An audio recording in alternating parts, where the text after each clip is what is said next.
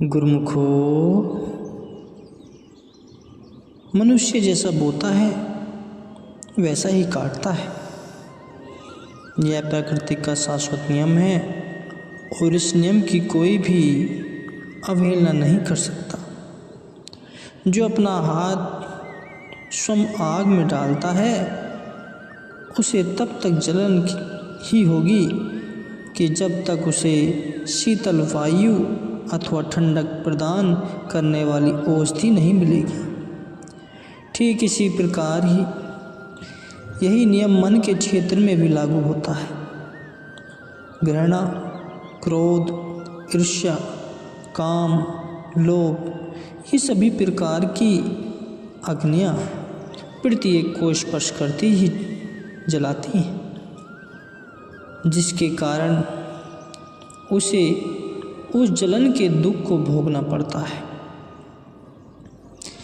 यह सभी वृत्तियाँ मन की बुराइयों के रूप में विद्यमान हैं, क्योंकि यह मन को व्याग्र तथा अव्यवस्थित कर देती है और फिर कभी न कभी बाह्य रूप में दुख, पीड़ा, निराशा, असफलता और दुर्भाग्य का रूप धारण कर शरीर से प्रकट होती है। जबकि प्रेम, नम्रता, सद्भावनाएं और पवित्रता आदि शीतल वायु के समान आत्मा को शांत और स्नेह कर देती है, उसे शाश्वत सत्य के साथ एक रूप बनाती है और शरीर को बाह्य रूप में भी स्वस्थ, शांतिमय वातावरण, स्थायी सफलता तथा सौभाग्य प्रदान करती है।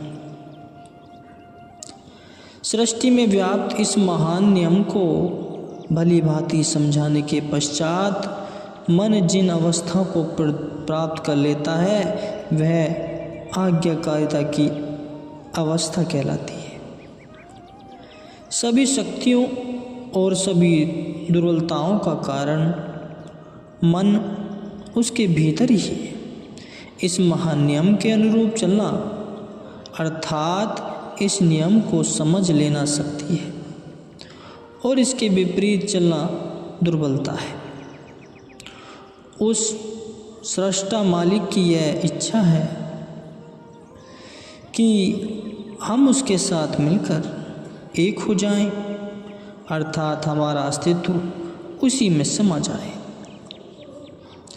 परंतु हम अपनी कमजोरी के कारण उसकी मौज के अनुसार नहीं चल पाते और अपनी इंद्रियों के दास बनकर ही रह जाते हैं। हम इतने लापरवाह हो जाते हैं कि उसको याद तक करना भूल जाते हैं।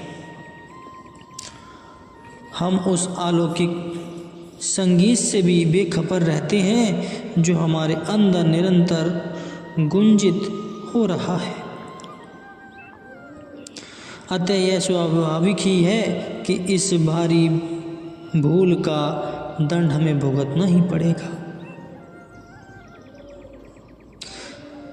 वैज्ञानिकों ने हमारे शरीर को तो सुख प्रदान किया है, किंतु आत्मिक रूप से इन वैज्ञानिकों ने हमें दिवालिया पागल बना दिया है। हमने अपनी देह को संतुष्ट करते करते अपनी आत्मा को भूखा मार दिया है। आत्मा की शुद्धा, हमारा आत्मिक दिवालियापन, पागलपन, इस यातना का समाधान वैज्ञानिकों के क्षेत्र से बाहर है। यह कार्य ईश्वर ने आध्यात्मिकवादी संतों को सौंपा है। कहना अनुचित न होगा कि हम में से प्रत्येक व्यक्ति जो मानसिक तनाव और बेचैनी आदि से घिरा है उसका कारण है विश्व में व्याप्त वर्तमान अशांति। परिणाम स्वरूप शारीरिक सुखों और आध्यात्मिक पागलपन से तंग आकर मुक्ति के लिए मनुष्य अब आत्मा के वैज्ञानिक संत महापुरुषों की ओर मुड़ रहा है। संत मत या संत मार्ग ही इन सब व्याधियों की एकमात्र चिकित्सा है। यह आत्मज्ञान है जो हमें जीने की कला सिखाता है। यह उन उच्च कोटि के संतों का दर्शन है जिन्होंने स्वयं जीवन की समस्याओं पर प्रभुत्व प्राप्त कर लिया है और जो अन्य जीवों को भी मानसिक शांति प्राप्त करने के मार्ग में निर्देश करने में समर्थ है, अर्थात अन्यों का मार्गदर्शन भी कर सकते हैं। हमारे द्वारा अनुभव की गई मानसिक अशांति संतों की सहायता और कृपा द्वारा दूर हो सकती है। हमारे दुखों का एक अन्य कारण भी है हमारा नैतिक पतन, हमारे जीवन की नैतिकता का पतन। हम नैतिकता से इतने गिर गए हैं कि कभी कभी तो हम यह सोचने पर विवश हो जाते हैं कि क्या इससे भी अधिक बुरा मनुष्य के साथ घट सकता है। पारस्परिक प्रेम, बड़ों के प्रति आदर सम्मान, स्नेह, छोटों के प्रति दया और अध्यापकों व गुरुजनों के प्रति आदर आदि सभी नियम भुला दिए गए हैं। हमारी नैतिकता के यही आवश्यक अंग आदर्श गुण जब समाप्त हो रहे हैं तो फिर यदि हम दुखी हैं तो इसमें आश्चर्य क्या है। मनुष्य में यह गुण भविष्य में उसकी उन्नति और नैतिकता के आवश्यक अंग हैं। अमीर अथवा गरीब, पुरुष या स्त्री, युवा या वृद्ध, इनमें से किसी से भी यदि पूछा जाए कि क्या वह अपनी वर्तमान परिस्थितियों से खुश है और क्या वह अपने भाग्य से संतुष्ट है, तो आपको यह सुनकर आश्चर्य होगा कि प्रत्येक के पास कहने के लिए अपने दुखों की एक लंबी कहानी है। क्योंकि संतोष का स्थान लालच ने, प्रेम का स्थान घृणा ने, स्नेह का स्थान कलेश ने और करुणा का स्थान क्रूरता ने ले लिया है। यह सब आत्मा के प्रति अज्ञानता के कारण है। जब तक हम विरोधी शक्तियों, काल और माया के अधीन हैं तथा इंद्रियों के रसभोगों के प्रलोभन में फंसे हुए हैं, तब तक मन की शांति और आनंद प्राप्त के बारे में सोचना भी व्यर्थ है। शांति और आनंद के महल का निर्माण तो अपने मन से दुर्भावनाओं को खदेड़ कर ही किया जा सकता है। यद्यपि यह काम अत्यंत कठिन है, तथापि आत्मा के मालिक सद्गुरु की सहायता तथा आशीर्वाद से यह कार्य पूरा हो सकता है। नैतिक शिक्षा और आचरण के मूल सिद्धांतों पर जोर देते हुए संत कहते हैं, हम उसके कितने कृतज्ञ होते हैं जिसके हाथों हम थोड़ा सा कुछ प्राप्त करते हैं। माता पिता और अध्यापक अपने बच्चों और शिष्यों को सदाचार की और नैतिक गुणों की शिक्षा तो देते हैं, परंतु यह खेद है कि बच्चों को विकास के प्रारंभिक वर्षों में आध्यात्मिक शिक्षा नहीं दी जाती। उनके प्रशिक्षण में इससे बड़ी भूल और क्या हो सकती है कि वह परमात्मा के प्रति अज्ञानी ही रहते हैं, जो कि संपूर्ण अच्छाओं और गुणों का स्रोत है और सब वरदानों का भंडार है, अर्थात सब कुछ देने वाला है। जब ऐसी भूल हो जाती है तो जीवन उलझनों और भ्रांतियों से परिपूर्ण हो जाता है।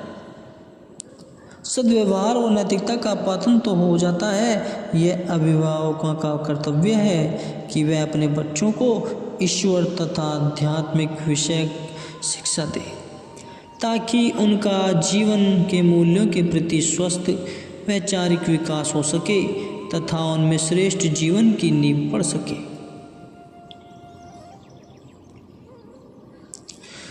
शिक्षा का अर्थ मात्र शैक्षिक नियोक्ताओं को प्राप्त करना नहीं, इसका वास्तविक उद्देश्य जीवन के आत्मिक और नैतिक मूल्यों में उन्नति करना है। इसके अतिरिक्त शिक्षा हमें समाज में नम्रता और गौरव से चलने के लिए प्रेरित करती है। ज्ञान प्राप्ति का मूल उद्देश्य है सत्य का ज्ञान और सच्चाई का अनुभव। इसके अतिरिक्त इसका अन्य कोई उद्देश्य नहीं है।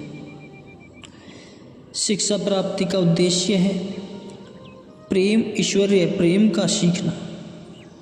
यदि इस उद्देश्य को प्राप्त न किया तो शिक्षा का कोई उपयोग नहीं है।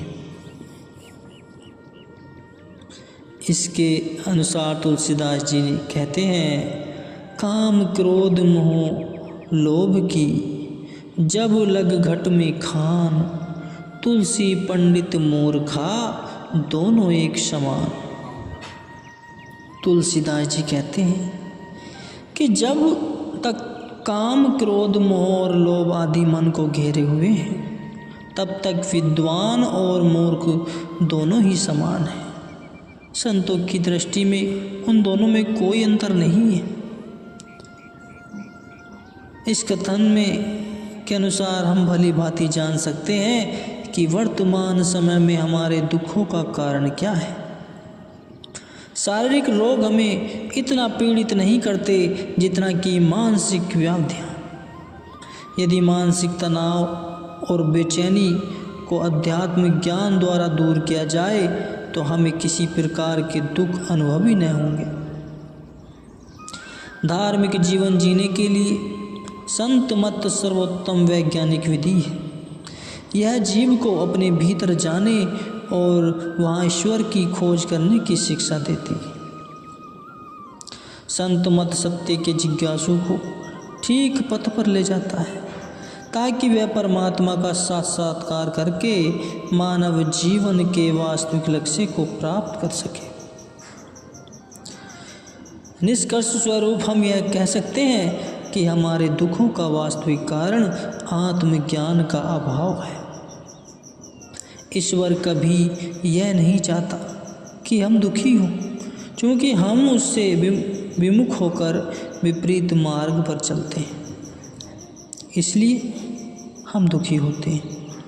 इन दुखों से छुटकारा पाने के लिए हमें पूर्ण संत सद्गुरु द्वारा दर्शाए गए मार्ग पर चलना चाहिए, जो कि इन सभी दुखों का एकमात्र उपचार है। गुरुमुखो।